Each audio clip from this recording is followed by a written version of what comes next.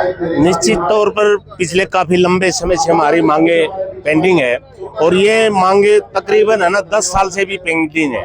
जब तक ये सरकार आई, आते ही हमने विभाग के तीनों विभागों को मुखियाओं को पत्र लिखा, माननीय मुख्यमंत्री महोदय को पत्राचार किया, लेकिन उन्होंने कोई सुनाई नहीं की और भाईचारे को आपस में फूट डालने का काम किया। उन्होंने अपनी पार्टी की कुछ लोगों को नेतृत्व देने की बात की और कर्मचारियों को भ्रामक सत्य प्राप्त की।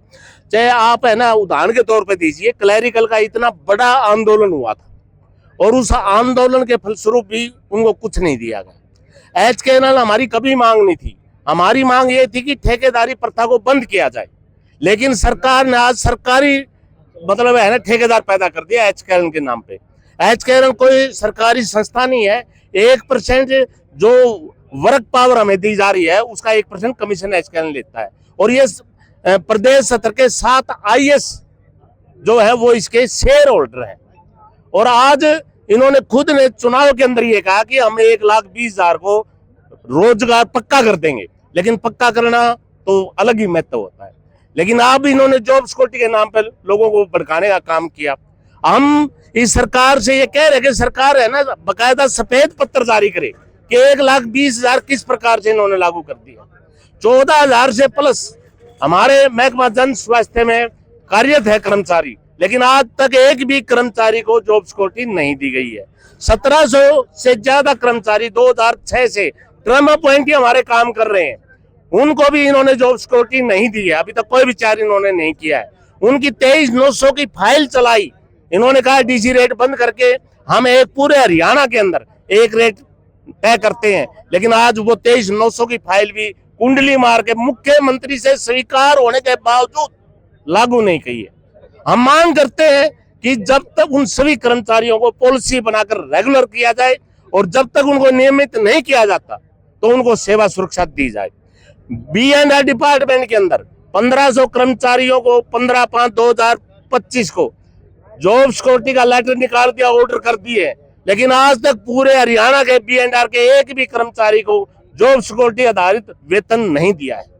हम इस प्रकार की जो प्रक्रिया है सरकार की उसकी आलोचना कर रहे हैं और आज हमारे आंदोलन से मैं सीधे तौर पर माननीय मंत्री महोदय पर एक सेप लगाता हूं कि हमारे आंदोलन से भयभीत होकर उन्होंने प्रेस कॉन्फ्रेंस भी बुलाने का काम किया है। हिसार के लोग, हरियाणा के लोग अच्छी तरह जानते हैं कि उनके नेतृत्व में सड़कों का क्या हाल है। हर रोज सड़कें टूट रही है, कभी तोसाम रोड टूट रहा है और जन स्वास्थ्य क्या हाल है। हिसार की जो कॉलोनियां हैं उन कॉलोनियों के ऊपर बहसें तैरती हुई नजर आ रही है और आज वो सब कुछ है ना निजीकरण के हाथों में देना चाह रहे हैं। इन सब चीजों को जगाने के लिए, हिसार की जनता को जागृत करने के लिए हम पहले भी 16/6 को माननीय मंत्री महोदय को पत्र लिख चुके हैं।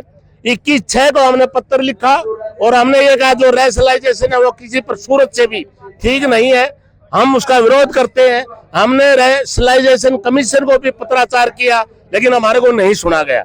मंत्री महोदय से 17/7/2025 को उनके कैंप कार्यालय पे मैं खुद अपने साथियों के साथ वार्ता के लिए जाऊंगा, ज्ञापन दिया। उन्होंने आश्वासन दिया कि मेरे जो PA है उनका आपके पास पत्राचार आ जाएगा, फोन आ जाएगा, लेकिन खेद का विषय है कि काफी इंतजार करने के बाद भी मंत्री महोदय ने हमारे को आह्वान नहीं किया, हमारे को आमंत्रित नहीं किया।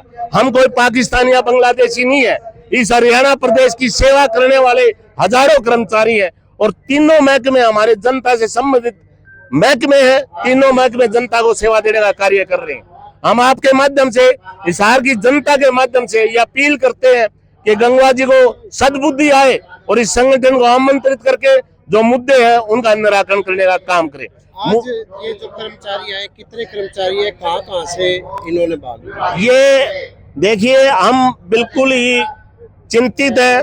जो ये प्राकृतिक आपदा बरसात के नाम पर हमारे काफी गांवों और शहरों में आबादियों के अंदर भी जल प्रवाहित हो रहा है, इससे प्रभावित होकर हमने सांख्यिक तौर पर हमारी जिला कमेटियों के जो सक्रिय साथी हैं उनको बुलाने का काम किया है, लेकिन अब मेरे पास जो रिपोर्ट आई है वो 3200 कर्मचारियों की रिपोर्ट आई है कि 3200 कर्मचारी इस पंडाल में आ चुके हैं।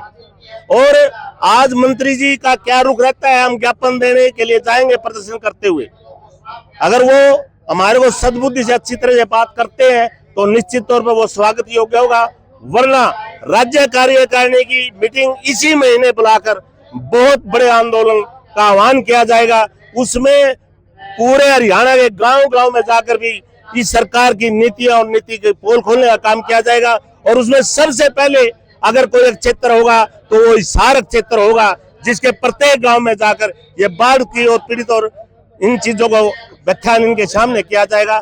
आज भी लाखों हेक्टेयर पानी में फसलें बर्बाद हो रही है। आपका नाम और पद? गंगाराम मोहन, राज्य प्रधान, Haryana government PWD mechanical worker union, register number 41, संबंधित सर्व कर्मचारी संघ हरियाणा। मैं Jarnail Singh, general secretary Haryana government PWD mechanical worker union, registered number 41, संबंधित सर्व कर्मचारी संघ। आज हम पूरे हरियाणा के तीनों विभागों के कर्मचारी, PWD public health, PWD B&R और सिंचाई विभाग, तीनों विभागों के कर्मचारी माननीय लोक निर्माण विभाग के मंत्री हैं जो रणवीर गंगवा, उनके कैंप कार्यालय के ऊपर प्रदर्शन करने के लिए आए हैं। प्रदर्शन का मुख्य कारण है रैशनलाइजेशन के नाम पर तीनों विभागों को ये सरकार समेट रही है।